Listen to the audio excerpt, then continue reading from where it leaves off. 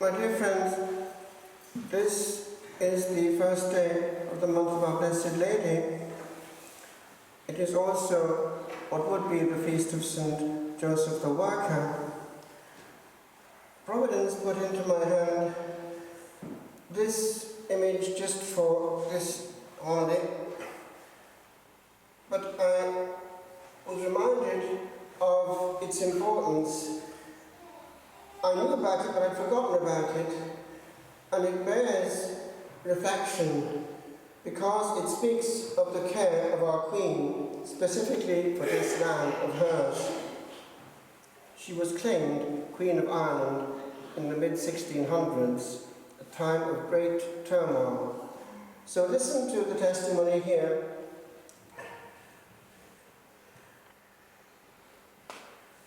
First of all, notice the detail. Red hair and curls, deliberately Irish. A green Galway shawl.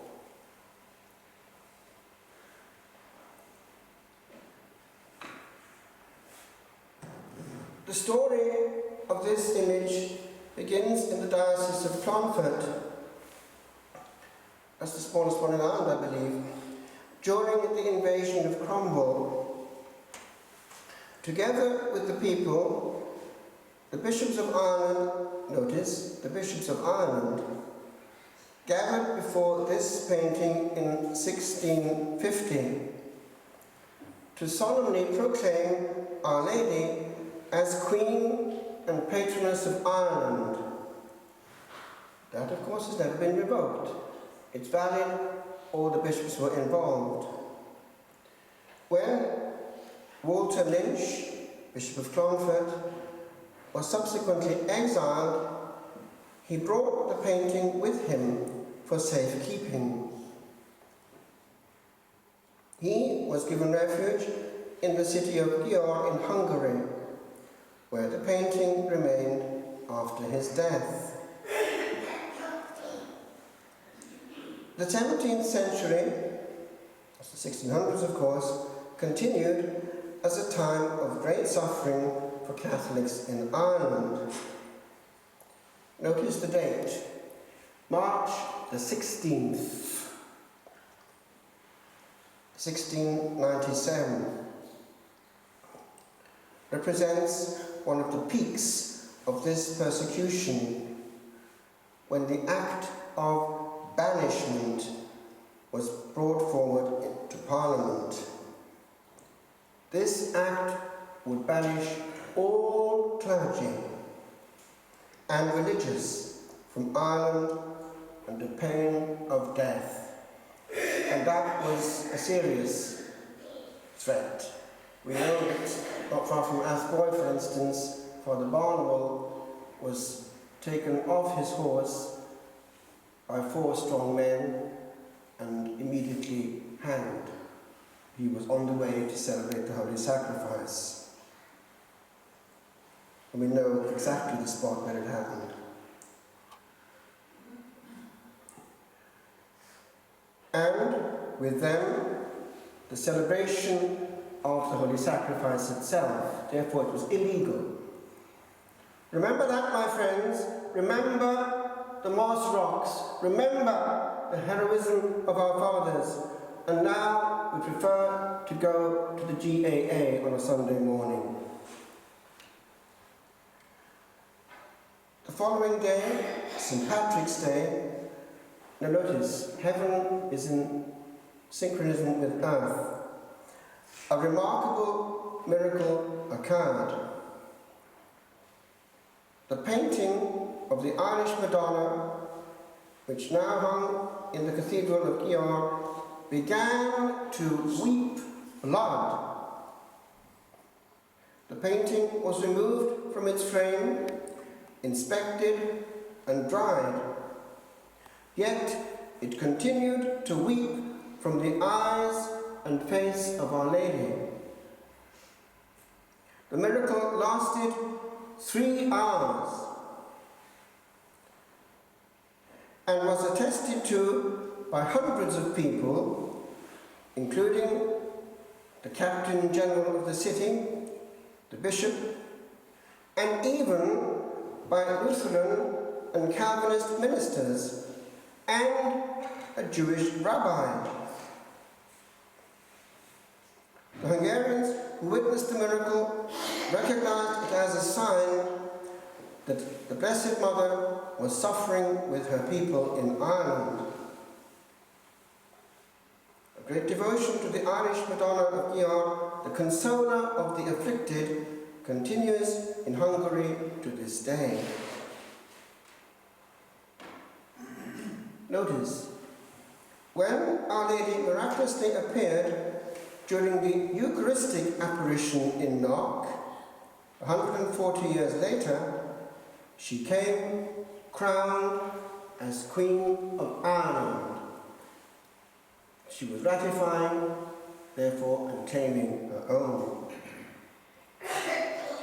And once again affirmed the centrality of the Holy Sacrifice.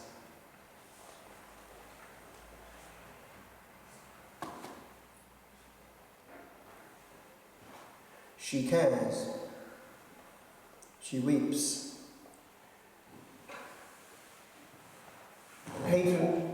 Satan hates the perfect beauty of the spouse, the Holy Church, of which we're members, and he tries at all costs to make it impotent, and if not, to make it in some way completely inefficacious.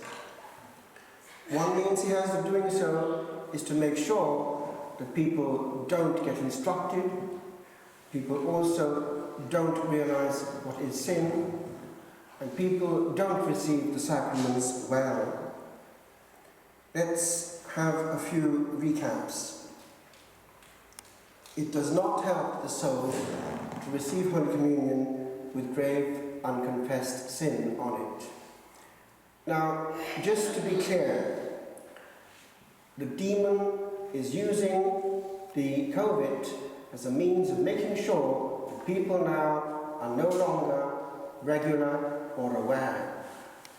Since Easter Sunday, the bishops of Ireland have replaced the Sunday obligation. Now, we can't talk about obliging anyone, but we can talk about obliging them to realize that if they're not doing certain things, they're no longer in peace with their King and Maker. They are doing it themselves. They are not practicing the faith as they're asked to. Therefore, they're not without sin if they're aware of what they're doing. And the obligation to keep the Sabbath day, and in our case the Sunday, is explicit under the Ten Commandments, and it involves assistance at the Holy Sacrifice, for which our fathers suffered and were even tortured and put to death. And we just take it lightly. I can watch it on the box. Oh, can I? Well, that has no longer been available as an alternative, just to be aware. But there is more. One cannot presume to come to the Holy Table having had hours of involvement with the realm of Satan in impurity, for instance on screens, bad television, impure science. All that is out there is stuff that, if it's consented to, is damaging the peace of the soul and cannot be ignored when it comes to encounter with the King of Purity. Therefore, confession is needed. Also, just to be clear, the new commandment is left in evidence deliberately by the Lord at the Last Supper, lest we forget the essence. And so, don't forget that gravely to leave a bad atmosphere at home, to cause pain, to lead to unforgiveness in someone else, is all matter which is incompatible with serenity of soul at the moment of Holy Communion. We don't have separate compartments. Therefore, it's all matter for washing if we want to receive the Lord with peace of heart and a clear conscience. We don't use the Lord for our own consolation, as though we were a toy. he cannot console authentically, but on his terms. I come back to the care of heaven for us. On the altar at Knock is the slain lamb, the centre, the sacrifice, the cross is over. Now, the lamb also applies to us. He is the shepherd. And when I was growing up, I used to look up a lot. I was on the top bunk at home, and this, for years, was over my bed. And it stayed over my bed when we moved house as well. I asked Dad to put it back up. And it was with me until I entered the monastery. It's the Good Shepherd. And that face for me has been, as it were, the face of my Saviour, because it was always there, and what I could remember. There's goodness there, there's care there. The lamb is safe.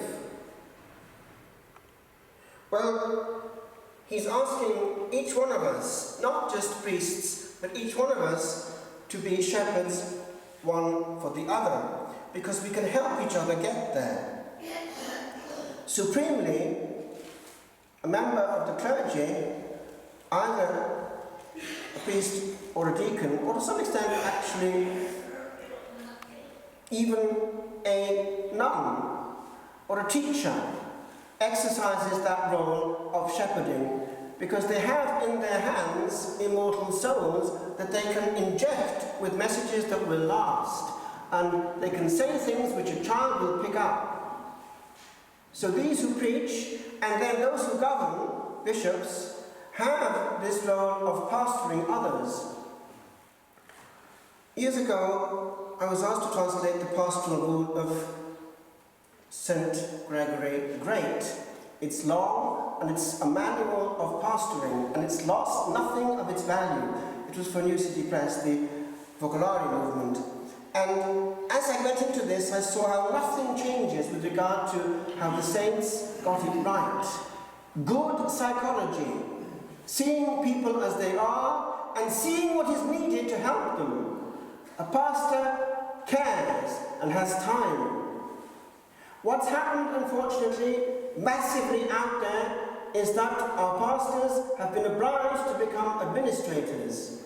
And this element of listening, of having time with souls, is not always there. Not of their own fault, but it means that sometimes you can't get the heart of Christ on earth when you need him.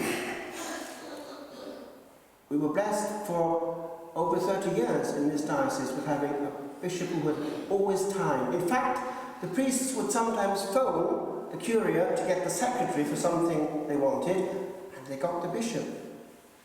That was availability. With regard to care, I've seen brilliant examples of it. One out of thousands comes to my mind straight away. It was a priest in London, in the Brompton Oratory, still alive, Father Patrick. He won't let a single soul slip through his fingers. He goes round hospital beds and looks for the letters RC. And he got to one some years ago and tried to get through to him because he had cancer and he was on the way out.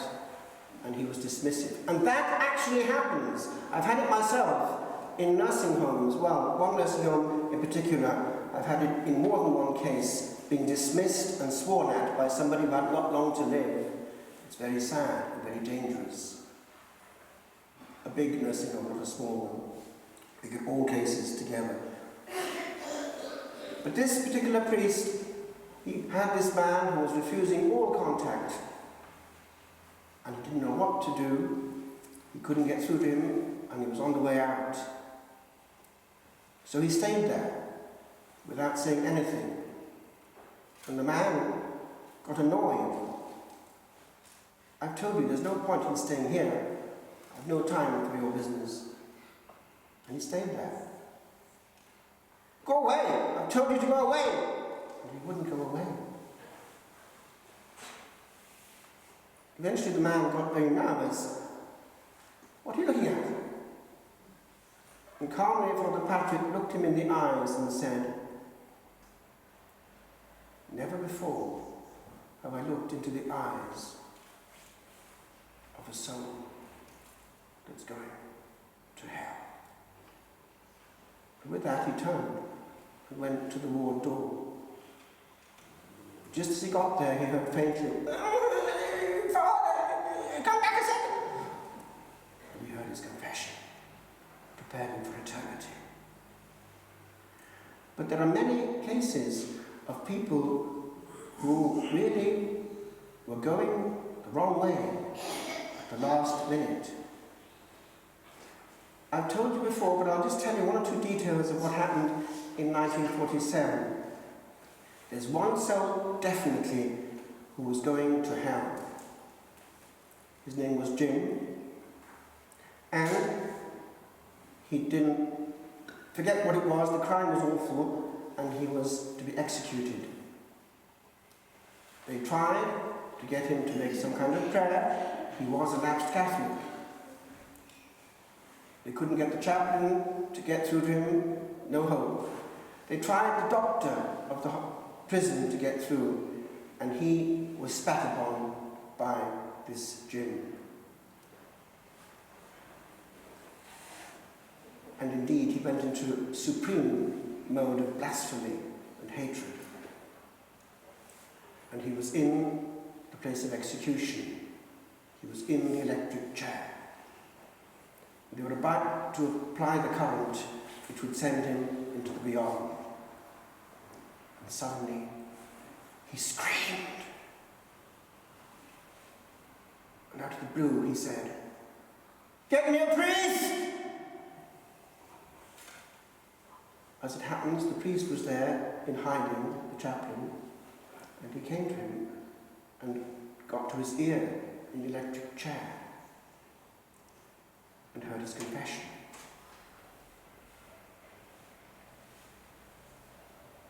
The sheriff then came back and whispered in the chaplain's ear, "What made him change?"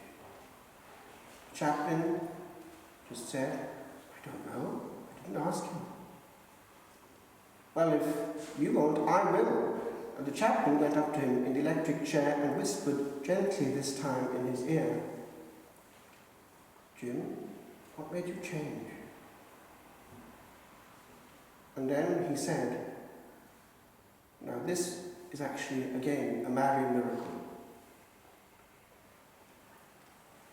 At the back of the place of execution was somebody who had just been executed before him, converted by the miraculous medal in prison. And he was there, standing right before him. And behind him was the Blessed Virgin Mary with her hands on his shoulders. And the other one who had been executed before him said, "Jim, I obtained this grace for you. Our Blessed Lady obtained it, that at this moment you would see your place in hell." Jim calmly said, "I have just seen my place in hell. And that's why I screamed." Jim, had he not had that intervention from a Blessed Lady and from people who cared, because the other one had offered his suffering for him, that Jim would now be forevermore in a very dark and hot place with no end. A few seconds changed all eternity because somebody cared. That, my friends, is what pastoring is about. The church, unfortunately, is full of administrators. We need what Gregory the Great wanted: pastors of souls who have time and care for just the one. I conclude. In Italy, after Lord's, we would go into chapter and we would be telling each other what we had to do for the day, or we'd be told what we had to do. The prior said, devo andare in fondo per la campagna a benedire un morto. I have to go into the depths of the country to bless a dead man. I thought to myself, what an awful pity. In Italy, they call us after and not before, because if the person sees a priest, he gets scared. He knows what that means. I thought to myself, where did this one go? Waking up without a sacrament, without confession, without time to reflect on where he was going forevermore. I haven't a clue, but I do know that this is the one thing that matters, that not one be lost. It could be your case today. Rather than talk about the football or the weather, why not bring the Lord Jesus Christ into the equation? The person before you might have been put there before you and might be wanting just a word. Not a word of threat, but a word that might actually help and show there's hope. I wrote this after hearing that from the prior. Too late. Let's hope that no one today will go to beyond too late.